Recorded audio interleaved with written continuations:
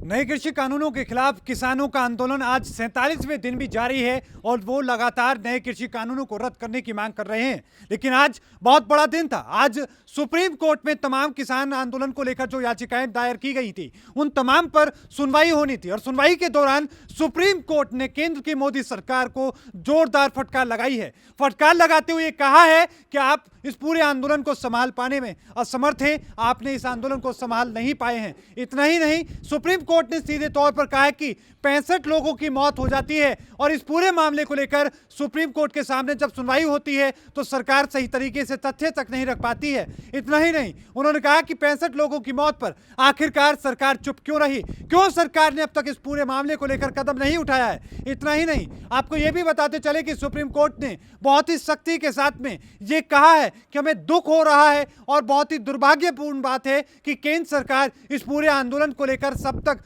कोई भी सही तरीके का फैसला नहीं ले पाई है। और साथ में अब कमेटी बनाने की बात कही गई है और साथ में आपको बताएं कि इस कमेटी में वो लोग शामिल होंगे जो लगातार इस बिल का विरोध कर रहे हैं, यानी कि संयुक्त किसान मोर्चा से लोग शामिल होंगे और साथ में सरकार के प्रतिनिधिमंडल के कोई एक सदस्य इसमें शामिल होगा, केंद्र के लोग शामिल होंगे और साथ में सुप्रीम कोर्ट के लोग शामिल होंगे और इसी के साथ में कृषि विशेषज्ञ इसमें शामिल होंगे। तो इसी को लेकर कमेटी बनाई जाएगी, कमेटी में इसको लेकर विचार विमर्श होगा। लेकिन सरकार की जिद थी कि कोर्ट के जरिए इस आंदोलन को खत्म किया जाए, लेकिन सुप्रीम कोर्ट ने बहुत ही साफ और साफ शब्दों में उन्होंने कहा, सख्त शब्दों में कहते हुए उन्होंने कहा कि आंदोलन का अधिकार सभी को है और किसानों को आंदोलन से हटाने का अधिकार किसी को भी नहीं है। और इसी के साथ में आपको बताते चले कि सुप्रीम कोर्ट ने बहुत ही सख्ती के साथ में अपनी बात कहते हुए यह बात कही है कि इसको लेकर इन कानूनों को तुरंत प्रभाव से या तो आप रोक लगाइए, अगर आप रोक नहीं लगा सकते हैं